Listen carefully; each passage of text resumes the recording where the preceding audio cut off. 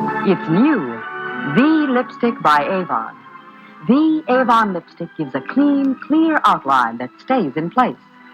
The great depth of color assures a luscious look you'll love. It gives moisturized protection, and it's long-lasting. Combines creaminess and cling, a rare combination. The Avon lipstick feels so good, so comfortable on the lips, and it pampers as it colors. You'll find it goes on like a charm and stays on beautifully, requiring a minimum of retouching. The Avon lipstick, so heavenly to use, so heavenly on you, comes in Avon's famous rainbow range of shades with matching nail polish. Max Factor presents High Society.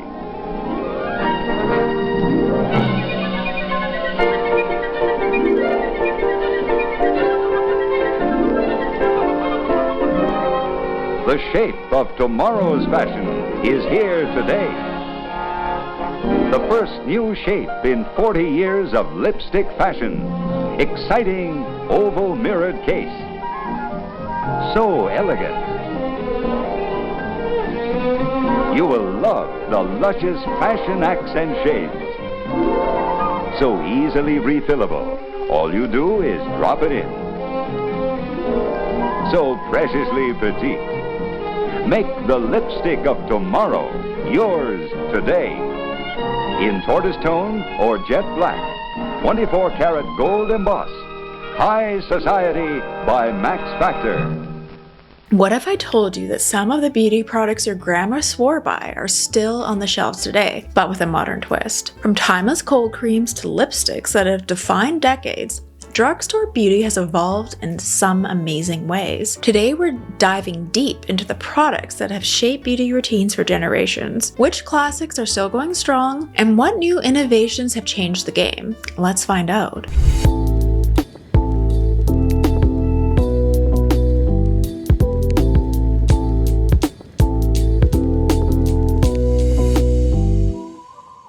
Chapter 1. Skincare Cleansers and Creams. Skincare has always been the foundation of any beauty routine, and some of the products we see today have a fascinating history. Let's start with a classic, Noxzema. This brand has been around since 1914, initially developed by Dr. Francis Townsend as a remedy for a sunburn. The name Noxzema actually came from a patient who claimed it knocks eczema right out. Its eucalyptus-scented cleansing cream became a household staple by the 1950s and maintained its popularity for decades. Women in the 70s and 80s loved it not only for its cleansing, but for its signature tingle, which felt like it was deeply purifying the skin. The smell and the cool sensation gave people the feeling they were experiencing something fresh and powerful every time they used it. Then there's Pond's Cold Cream, which is truly an icon of vintage skincare. Pond started way back in the 1840s as a healing tea by pharmacist Theron T. Pond, before eventually becoming the cream we know as today in the early 1900s. By the mid-20th century, Pond's Cold Cream had become a staple, adored for its versatility as both a makeup remover and moisturizer. For a long time, women didn't have separate products for different steps in their skincare routines like we do today. Pond's was the ultimate multitasker. It would dissolve makeup, cleanse, and leave the skin feeling soft and hydrated in one step. Ads from the 50s even claimed that Pond's was the secret to Hollywood starlets' flawless skin. Fast forward to today, and the drugstore skincare aisles have expanded dramatically. With so much more knowledge about skin health, brands are developing products to tailor to specific needs. Take CeraVe's Hydrating Cleanser for instance. CeraVe launched in 2005, so it's relatively new, but it's quickly become a cult favorite. This cleanser is loved for its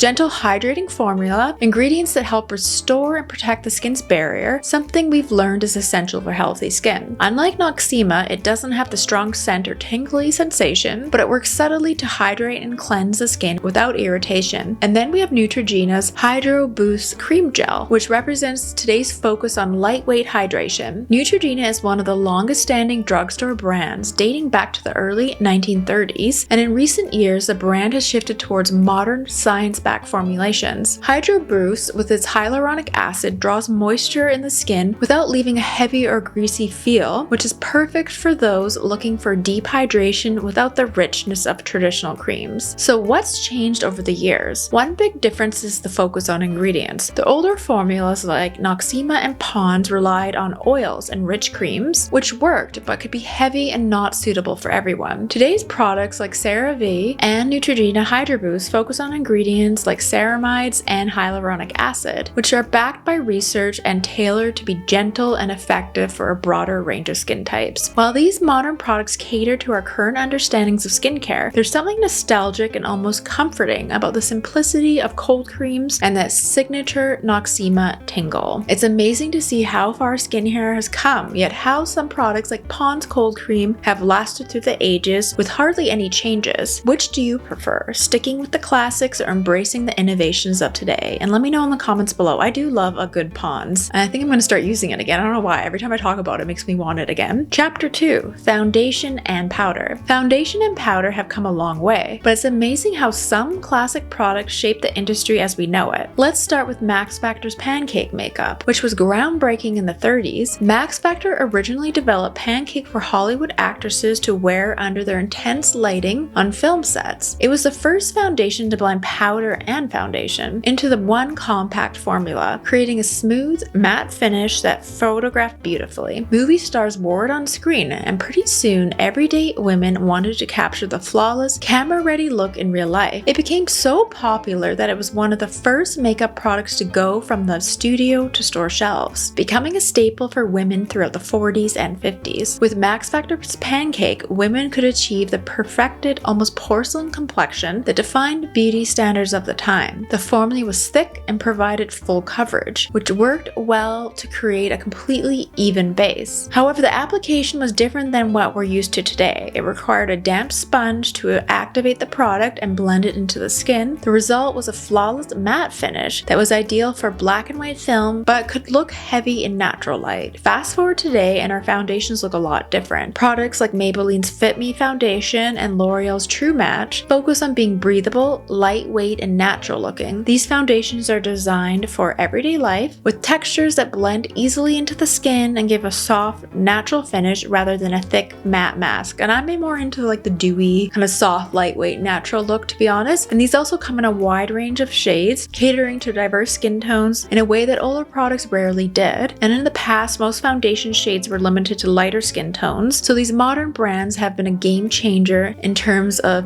inclusivity. So what's really different between the classic and modern foundations? First, it's all about the finish and coverage. Older formulas like the pancake makeup focus on creating that flawless movie star look, meaning that they were heavier and very matte, perfect for hiding every blemish, but not exactly breathable. Today, our foundations are designed to let the skin breathe and provide a natural dewy or satin look that mimics real skin. Plus, the shade ranges today are far more inclusive, recognizing that beauty comes in all skin tones. And it's fascinating to see how the foundation has evolved from a product designed for film studios to something so inclusive and versatile that it can work for everyone on any occasion. So are you a team classic loving the full coverage matte look, or are you a fan of today's breathable natural foundations? Let me know in the comments below. I'm always looking for like a drugstore alternative. I do like Dior foundation, like the dewy skin glow ones, but I'm always on the look for a drugstore alternative that's more affordable as well. Chapter 3, Lip Products. And now let's talk about lips. There's probably no beauty product more iconic than a bold red lipstick. And back in the 50s and 60s, red lips were practically synonymous with glamour. Revlon was one of the leading brands, creating shades like Fire and Ice, which became a cultural sensation. Introduced in 1952, Fire and Ice was marketed as the perfect red that any woman could wear, embodying both elegance and confidence. Revlon even launched a famous ad campaign with the tagline, "Are you made for fire and ice?" It was about more than just makeup. It was a statement, a symbol of femininity and glamour and boldness. Red lipstick was so powerful at the time because it was more than just a makeup choice. It was a cultural icon. In the post-war era, women saw red lips as a way to reclaim their femininity and express individuality. These bold colors were long-lasting, though not in the way we think of today. Women had to be mindful to reapply often, and many lipsticks of that era had a heavier, waxier texture compared to today's formulas. Today we have so many more options when it comes to lip products, not only in shades but also in flawless finishes and formulas. For example, Maybelline's Superstay Matte Ink offers a classic bold color with a modern twist. It's transfer proof and can last for hours without needing touch-ups. And if you want a softer, more natural look, you can't go wrong with something like NYX's Butter Gloss, which gives a sheer wash of color with a glossy finish that's comfortable and hydrating. So what has stayed the same? The love for long-lasting lip color is still stronger than ever, but what's changed is the variety we have today. In the 50s and 60s, most women wore red or pink shades and creamy satin finishes. Now we have matte, glossy, satin, sheer, and even metallic finishes, plus an incredible range of colors that go far beyond red. And applicators have evolved too, from the classic bullet shape to liquid lipsticks with precise doe foot applicators, allowing for more control and creativity in application. It's amazing to think about how lip products have transformed over the years, from that single iconic red to an entire spectrum of shades and textures. Whether you're a fan of the timeless red or prefer experimenting with modern glosses and nudes, lip products today really let us express who we are in new ways. So what's your favorite? The classic bold lip or the playful variety we have today? And let me know. I kind of like to combine both, depending on what I'm doing. Chapter 4, Mascara and Eye Products. Eye makeup has come a long way, and mascara might be one of the most transformed products in beauty. Back in the early 20th century, mascara was a far cry from what we're used to today. The first mascaras were actually cake formulas that you'd activate with a wet brush and then paint onto the lashes. This type of mascara was often made with wax and pigment, creating a thick, dramatic lash line. In the 1910s and 20s, a product called Maybelline Cake Mascara was introduced by Maybelline's founder, Tom Lyle Williams, inspired by his sister Mabel. This was one of the earliest commercially available mascaras, setting the stage for mascara as a staple in beauty routines. Using cake mascara wasn't the easiest process. It required a steady hand and a bit of patience. You'd wet a small brush and rub it on the cake, and then carefully apply it to the lashes. At adding color, it didn't have the volumizing or lengthening effects we see in mascaras today. I know that's what I was thinking, like it would probably just add color. It was revolutionary for the time and helped create the dark, sultry look that became popular in Hollywood and beyond. And then in the 1970s, Maybelline changed the game once again with the release of the Great Lash Mascara. This was one of the first mascaras to use the tube and wand design we know today. Not only did it make application easier, but the formula was also lighter and more manageable than the thick, waxy cake mascara. Great Lash became an instant classic with its pink and green tube, recognizable to just about anyone who's walked down a drugstore beauty aisle. Even today, it's still one of the best-selling mascaras in the world, loved for its buildable formula and natural finish. And fast forward to now, and the mascara has transformed once again. Today's mascaras like L'Oreal Lash Paradise, that one's pretty good actually, focus on adding volume and length and curl in many ways that weren't possible with older formulas. Lash Paradise, for example, has a thick hourglass-shaped brush that's designed to catch every lash, creating a full, dramatic effect. The formula is designed to stay put without flaking, giving lashes both definition and volume that lasts all day. So what's really changed with the mascaras? Back in the day, mascara was mostly about adding color to the lashes. It was effective but simple. Today, mascaras are designed to do much more than just darken lashes. They can add volume, length, curl, and even nourish the lashes with conditioning ingredients. The wands and brush shapes have become incredibly specialized, from straight and hourglass to curved and tapered, each promising a different effect. And the formulas today are lightweight but long-lasting, giving us options for a natural, dramatic looks with just a few coats. It's incredible to think about how mascara has evolved from simple color enhancer to a tool for full lash transformation. Whether you prefer the simplicity of the vintage cake mascara or the high-tech benefits of today's formulas, mascara has always been continuous to be a staple in eye makeup. So which do you prefer? Do you prefer the retro cake mascara or the endless options of modern mascara? I mean, I've tried higher end expensive mascaras and I've honestly found the drugstore ones are just as good, if not better. Chapter 5. blush and highlighter. Blush and highlighter have a rich history, and it's fascinating to see how these products have evolved. Let's start with blush, which has been around in some form since ancient times. In the Victorian era, women used natural pigments like crushed berries or beet juice to give their cheeks a healthy rosy glow. Fast forward to the 20th century, and blush became an essential part of a beauty routine. In the 50s and 1960s, soft, rosy cheeks were the trend, and brands like Max Factor and CoverGirl were popular for their powder blushes, which came in classic shades of pink and coral. CoverGirl's Cheekers, which launched in the 60s, was affordable and easy to use,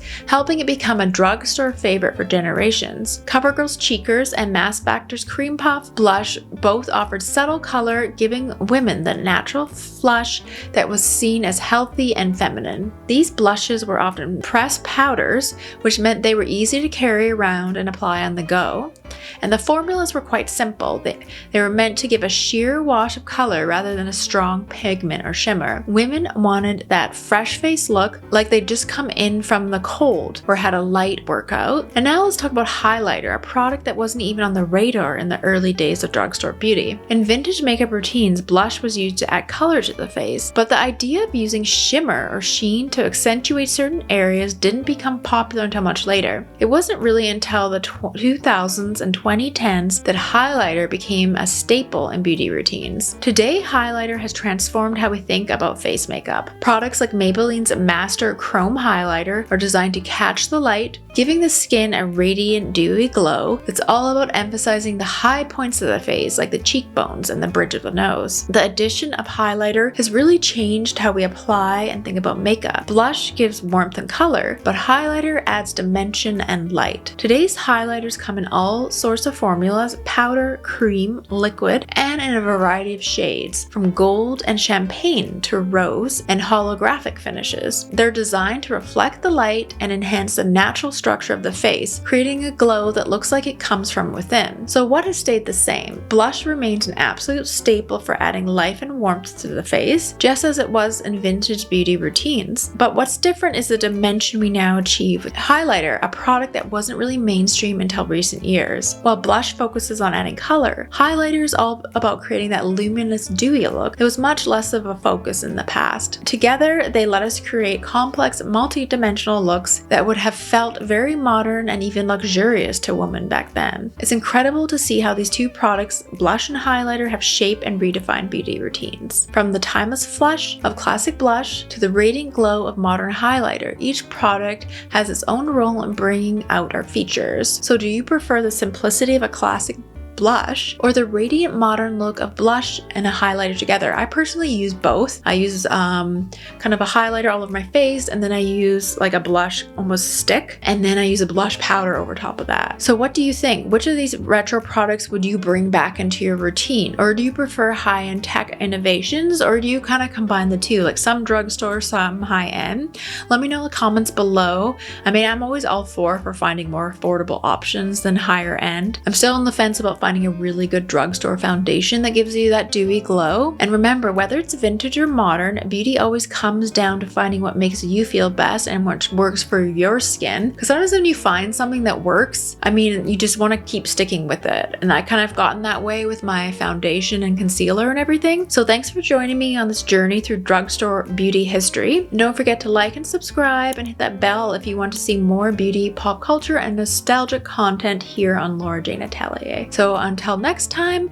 and don't forget to check out some of my other vintage videos.